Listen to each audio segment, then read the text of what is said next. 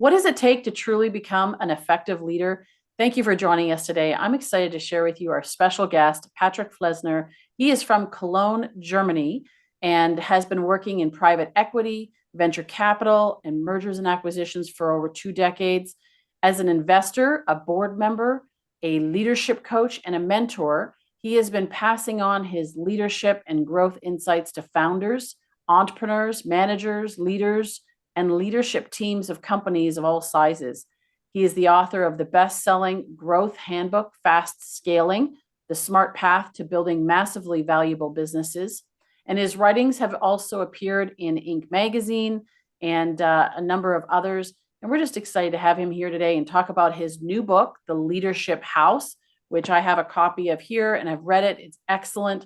And we're going to talk about a practical framework for becoming an effective leader that others trust, that they respect, and that they'll follow. Patrick, welcome to the Leaders of Transformation. We're glad you're here today. Thanks, Nicole. Thanks for having me. Really exciting. Thanks.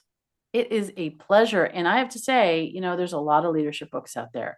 And when I read your book, and I love the story around it and the way that you framed it, it is, and no pun intended, but it is excellent. It's excellent the way you did it. Very simple, very impactful. And the framework itself is very practical in the way that leaders can actually apply it. And so I'm looking forward to getting into it today. Now, before we do that, let's just start off, because we're talking about leadership, just to start off with how you define leadership. I think that's a great place to begin. Yeah, I think, it's a very good question. And I just recently I gave a workshop for founders and asked, what actually makes you a leader? What does leadership mean?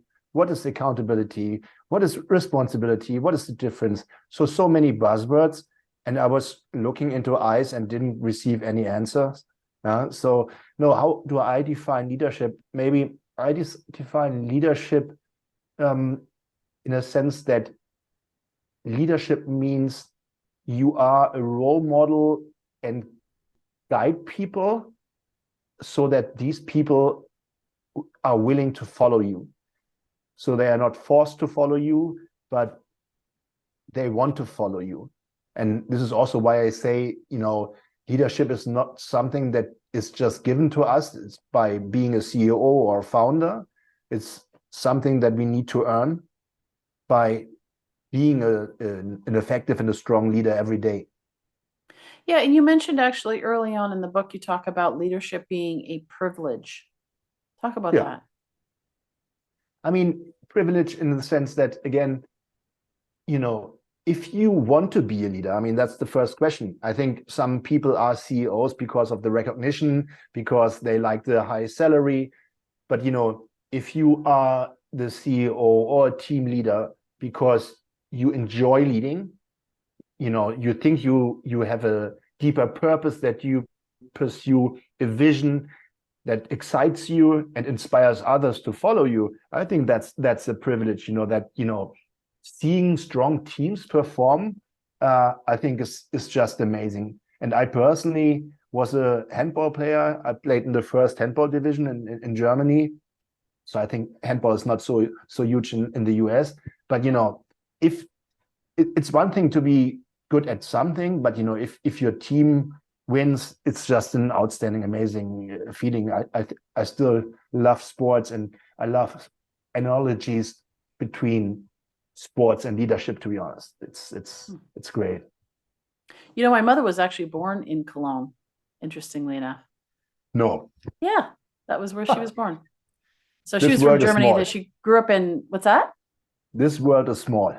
Yes. Unbelievable. Yes, it is. She ended up living in Austria for a number of years, and then they ended up going back to Germany. But so it is a small world. And so, yeah. When you talk about this leadership house, and again, I mentioned about this framework being simple. How did you come up with it? Maybe sort of like what led you to really being passionate about this area of leadership and teaching it and writing about it as much as you do? Yeah. So when I told my friends I was going to write a book about leadership, the response was more or less, there are so many leadership books out there. why would someone read yours? I think they said, it needs to be fresh, it needs to be different. But in my work, and you've mentioned my first book, my growth handbook. So I've been working with people on helping them grow their businesses, only to realize at some point in time, it's not always about growth strategy or about competition or the market. Very often it's about leadership. And when I work with leadership teams on these topics, I usually work on specific topics. So when I realized, people don't trust, there's no trust in the teams, we worked on trust, right? Or when I saw that people focused on tasks and said something like, I've done what I was supposed to do. It's not my fault that we didn't achieve our goals. Then we worked on, more on teamwork, on creating shared goals and helping team members, focus on the right thing, not on tasks, but on the results. But, there was often the feedback, that's great help, great advice, Patrick, but, I would love to have a framework, I would love to have something, I could use to become a better leader every day. And it took me some time, until I realized, what are all the pillars, the elements that make effective leadership. So I gathered all information, thought about my experiences, and then, I thought, there might be a framework. There is something. I think there are, for me, there were 8 elements, and they make up the leadership house. And I just thought, okay, it's probably worth sharing. I tried it with a few people, worked them, and they loved it. And then, I started writing. And it seems that, Wiley published this book because Wiley said also, it's fresh, it's different, it's a new way of looking at leadership. And that's certainly, it's like having my baby. People like my baby. It's so cool. I'm happy now that it has been published. Yeah. Well, and it's simple, and I think there's one of my favorite quotes is, genius is taking the complex and making it simple. A fool takes what's simple and makes it complex. And when I looked at the framework, it's like, oh yeah, all of those things make sense, right? And a lot of times, though, when we talk about leadership, we can make it very complex and say it's all these different things, and it's difficult, and it's almost like making it like only an elite few can be a leader. And in reality, that's not true. And that limits us from even developing more leaders, because people just tag out and say, oh, I could never do that. And we miss out. Yeah. Exactly. I think, especially when I work with startup founders, they don't know where to start, and they say, I don't have time to read 20 books and go to courses. They don't know where to start. And indeed, I think you've said that it took you 3 hours, 4 hours, I think, or half a day to read the book. And that was also the goal, to provide something that people enjoy reading. This is also why it's written as a story, while, understanding the main pillars of effective leadership. And after only having spent half a day, maybe a day, they can go back to work and apply it. And hopefully also the picture of the house helps them, to remember, the elements, and it's easier to grasp, hopefully. Yeah. And you talk about responsibility and accountability. And I think that's an area to highlight here, is there is a difference. Can you talk about that? Yeah, I like this topic a lot. So first of all, I think I also talk about, not in this book, but when I work with teams, about horizontal accountability and vertical accountability. So vertical accountability is, for me, that if we are a leader, we have to take ownership of everything, of what the team achieves, what we achieve. It's ultimate responsibility for the results everybody achieves. It's ownership of the result. So every leader, and in this book also every founder, cannot blame anybody else but him or herself. if something goes wrong, because they started out doing this. They guided the team. Maybe they chose the team members, or the team members they chose other team members. Ultimately, it's all about, being responsible for the results the team achieves. That's, for me, vertical accountability. And this is not something a leader can delegate. I think that's important. While responsibility, you can delegate. You can be responsible for marketing or product or sales and whatever, and you can delegate this responsibility. But the results the people achieve will still be your own. You will be accountable for that, because you've chosen the people, you've given them, you've guided them, you hopefully empowered them, and then that's the vertical accountability. And one goal of the leadership house framework, and that only works if all elements are applied. One goal is that you create teams where team members do not focus on tasks, but work jointly towards a shared goal. And if they see that they fall short of them, or they cannot achieve what they are supposed to achieve, they go out and ask for help. Or if they see others that do not perform, do not live up to expectations, they challenge them and hold them accountable. And that's, for me, horizontal accountability. And it took me a long time to figure out how you can actually generate this horizontal accountability. And it takes time. It's not by giving a workshop. But I think one goal of the Leadership House framework is exactly to achieve this, that people hold each other accountable and give negative feedback, positive feedback, irrespective of whether it's the leader, just a team member, or someone else in the organization. It reminds me of one of my mentors. He talks about it's mission first, team second, individual third. And in the agreements about, like, what are we, the shared values and the shared goal, the shared vision, of what we're looking to accomplish, we're all accountable to that, because we're all saying, yes, this is what we're committed to, and we're keeping that in priority. And I think oftentimes we, to your point about this horizontal accountability, we see people saying, well, that's not my job. Like, that's not my thing, because they're actually seeing themselves as only a part, not part of the whole. And I'm just doing my job.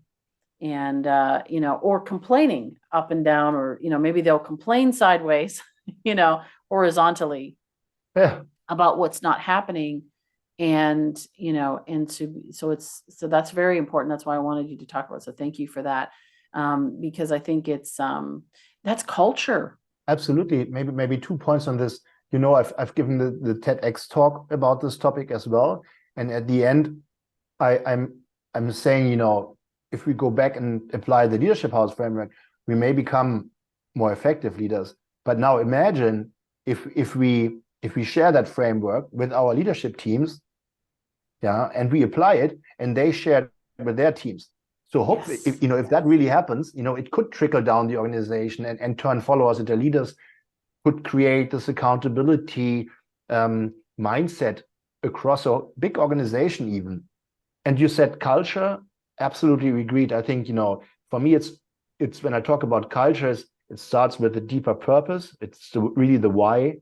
Then there is a vision which should be inspiring, so that, great talent follow us.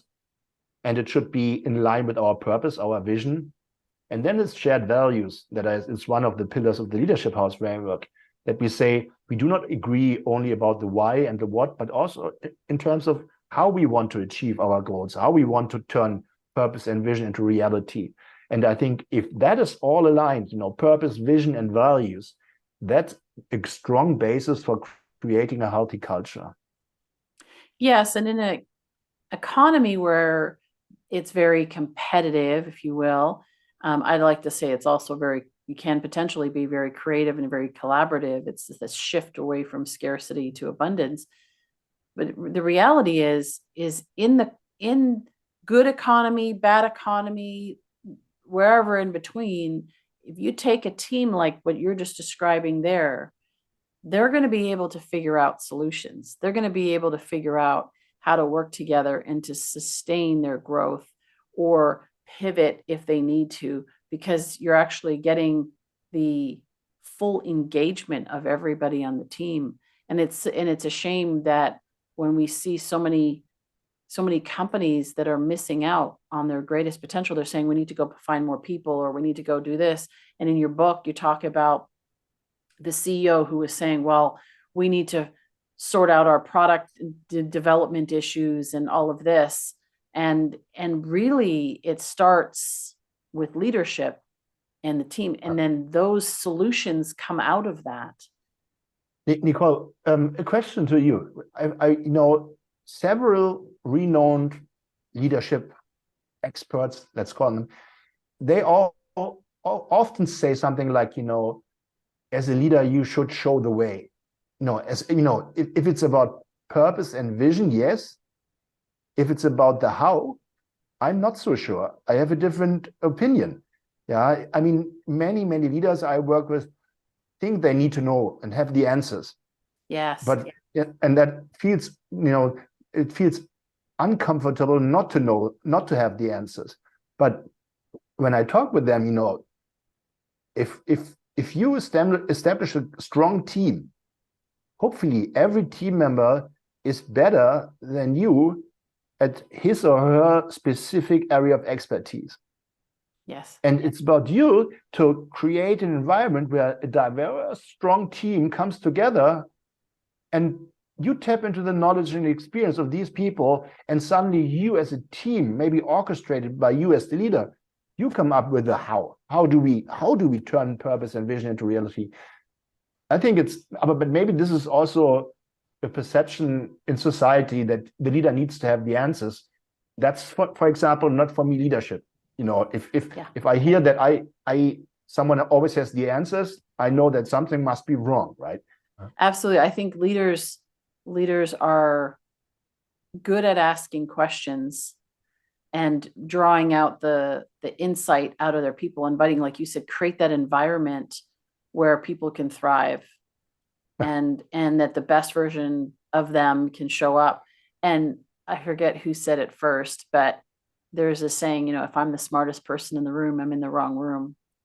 And it's really a lot of, I think, and I had that too, where I think we're taught that by society and maybe from school and all of this, is that we need to have the right answer. We need to know.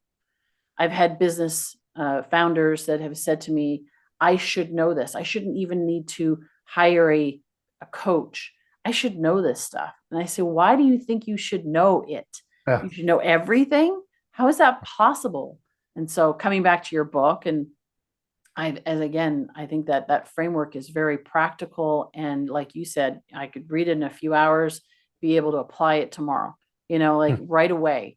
And we need to have that kind of information for leaders where they can cut through all of the complexity to come to, what do I need to do right now to move forward and be a better leader for my team? And what do I need to do to be able to develop leaders? And, you talk about in the book about leadership is not, my opinion on leadership, it's not about having followers. A great leader doesn't just focus on how many followers. And I think that's, again, society is, we need to, how many followers do we have on social media and all this stuff? It's really about how many leaders we're building. I think an example of a great leader is, or an indication of a great leader is someone who actually builds leaders. And so talk a little bit about that. And you mentioned it, as I said, in your book as well. Yeah, I mean, I think also the privilege. I mean, if you are an effective and a strong leader, as you say, you create more leaders. And that's what I meant when I said in the Leadership House framework, if you share it, if it trickles down the organization, suddenly you see others take ownership and you create leaders, maybe people who like to lead.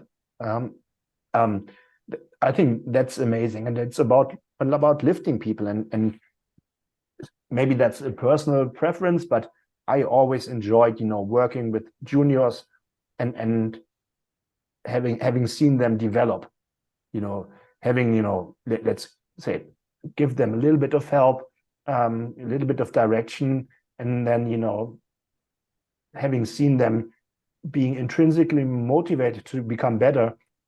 And when I left my last investment fund, one that was probably the best feedback. One of my associates wrote on LinkedIn something like, I enjoyed working with Patrick because it was fun, and I enjoyed his mentorship.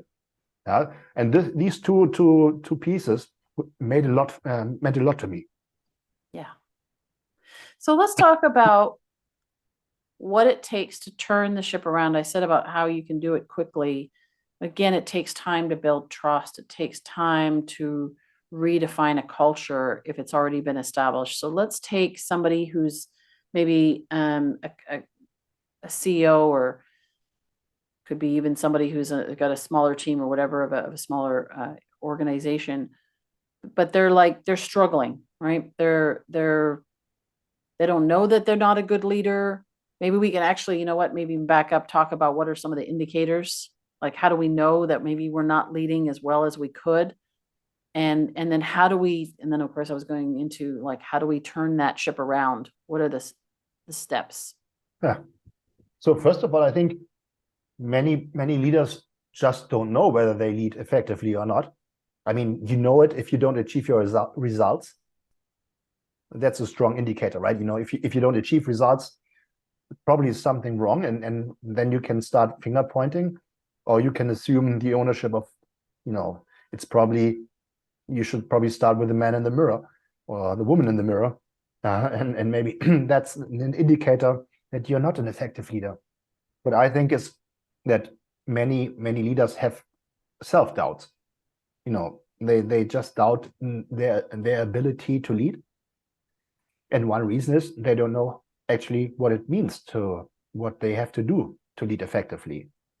And if we think about the Leadership House framework, there are essentially three big elements. One is building a strong team. The second is setting up this team for success. And the third is ensuring that, the teams execute and achieve results. And there's one, maybe it's Jim Collins that said, you put the right people in the right roles. And for me, it's one step further. It's, also about having the right people in the right roles, embracing the same values, so cultural fit. One pillar is shared goals. And it's not just goals that we as leaders impose on our teams. We make them shared goals if we involve our team members in the goal-setting process. And the power of this shared goals is if we involve people, if we listen to them, if people are heard. It's not important that the goals that we define at the end are the goals that everybody had in mind. But if they have been involved, the goals become their goals. And this is psychologically powerful. Yeah. How do people connect with you? And I know that you mentioned earlier about consulting founders and the different things that you do. Obviously, your book. So we're going to make sure that there's a link to your book in the show notes, and the Leadership House. It's on Amazon. You can get a copy of that, and highly recommend it. It was, like I said, such a great resource. It's not just a book you read it once, but it's actually a resource in the back. It has it all summarized there, and I appreciate that. And of course, your website, which is patrickflesner.com. Talk a little bit about some of the area, like, so other than getting your book on, in addition to that, if somebody says, hey, like, how do I connect with you, and what are some of the things that you are offering as in terms of services? Then I think there may be some people who might say, I need to have him come in and help me in my company, kind of like the woman in the story. Yeah, as someone recently said, are you Felix, which is the protagonist? I said, probably a lot of me is Sophia. Yeah, so all the knowledge and experience in terms of helping people has gone into this book. No, you can reach me on LinkedIn. This is actually, I think, the only social media platform that I really use. And certainly also on my website, patrickflesner.com. And as I said, I left my investment fund last year. Since then, I'm focusing more on working with leadership teams, on leaders, leaders who have self-doubts or think they need to know everything and just want someone more like a trusted advisor. So I won't call myself a coach. I think sometimes using coaching elements is helpful. At the same time, sometimes I think that people also need advice, especially when it comes to also growing businesses, leading teams. So I kind of blend this coaching and advisorship. And I love working also with leadership teams. For me, it's more a long-term commitment. It's not, you can read this book and I think it will help. But what I really like is, spend a little bit more time with leadership teams and, give them the framework, go deeper into all elements. And so what I stand for is more, I'm not just just an online leadership course or a leadership course where you go there and have the trust fall experience. It's more like, there is a framework. I want to use this framework. I want to convey the framework. And that takes a little bit of time. Yeah. Well, it reminds me, I wanted to ask you about trust, because you said that's the foundation. How do you build trust in a team that maybe there's a lack of trust? Yeah. So in the book, I mentioned the respect framework for building trust. Now let's start with the leader. I mean, if you as a leader if you're not trusting or if you're not trustworthy, I think you cannot expect any trust in the team. So the R in respect is about relationships. I mean, if we don't know someone, it's more the benefit of a doubt that person might be trustworthy. We only know if someone can be trusted if we really know that person, what intrinsically motivates that person, personally, professionally. So for me, trust is about building relationships, and it's not about having a one-on-one once a month. It's really about maybe daily touch points, just asking, good morning, can I do anything for you today? How can I help you? How can I help you achieve your goals? Going for a beer, not only talking about business, but also, what drives you? Really building relationships. And for this, that is the E in respect. We need to be emotionally intelligent. We need to have empathy, let our egos take a back seat, focus on the other person, listen actively. And then, emotional intelligence, we also need to work on what we've learned. Respect certainly skills. I think leadership skills are important, and professional skills. People don't follow you or accept you as a leader just because you are a functional expert. But skills are important in my view. Key is professionalism. We usually know whether something is right or wrong. But if we do something wrong only once, people will notice, and that, in my view, destroys trust immediately. So it's really about every day being professional, how we deal with people, how we deal with situations. Yeah.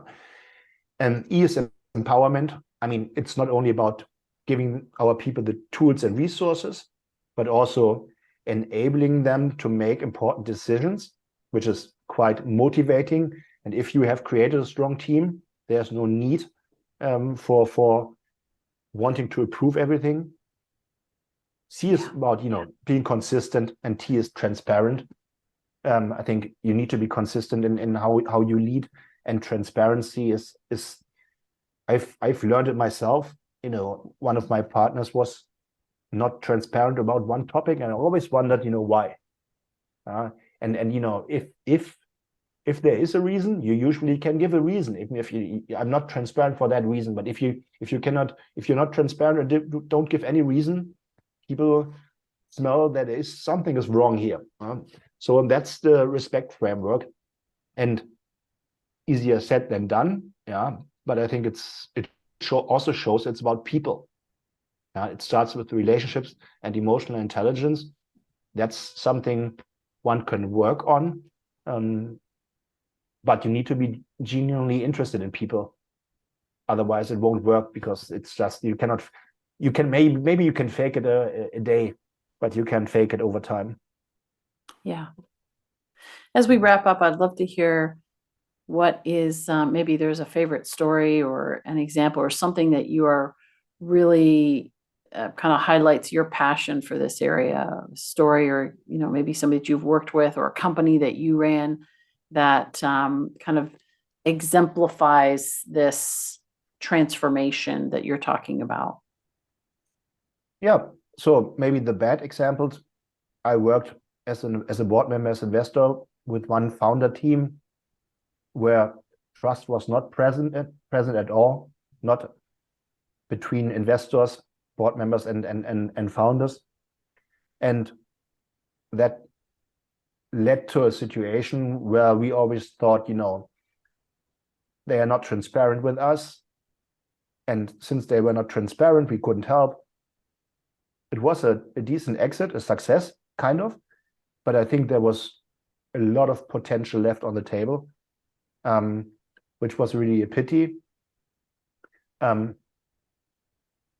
In that circumstances, or in that situation, the most difficult part was that the founder team, or especially the CEO, thought of himself, he knew everything and didn't need help. So, and if someone is not receptive for help, you cannot help, right? Yeah. Maybe a second example is, I recently was interviewed, and someone said, I was one of the senior managers in a publicly traded companies, and she said, there you probably learned a lot about leadership. And I said, I didn't learn anything about leadership there. I was just one of the few people who were invited to a few leadership offsites, but there was no system at all. And that was also one of the reasons, when I worked with my people, I wanted to help them also in a more structured way, where the thinking started.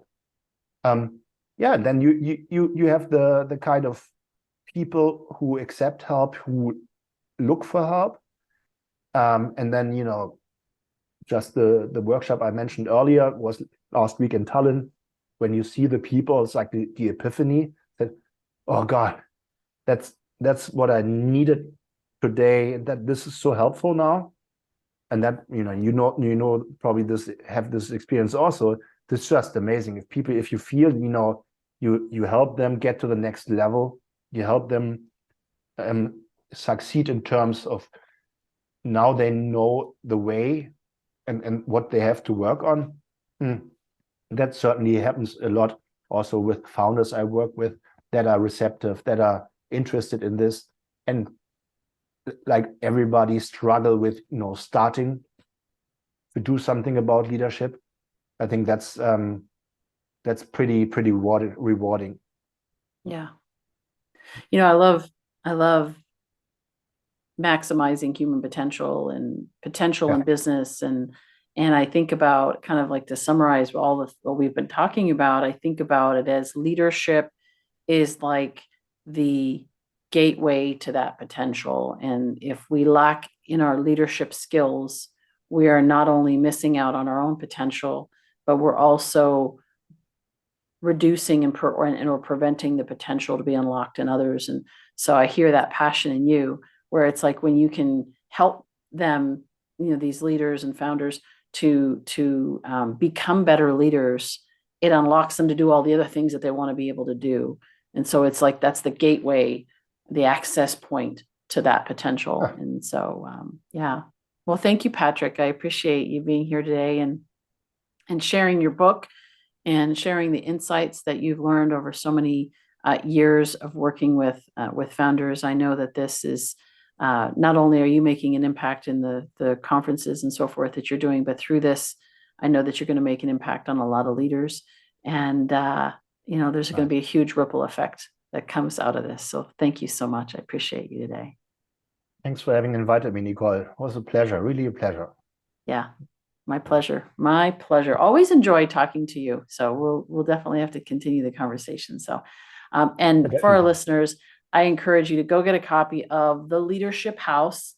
And you can find that on Amazon. So if you're watching, that's what the cover looks like.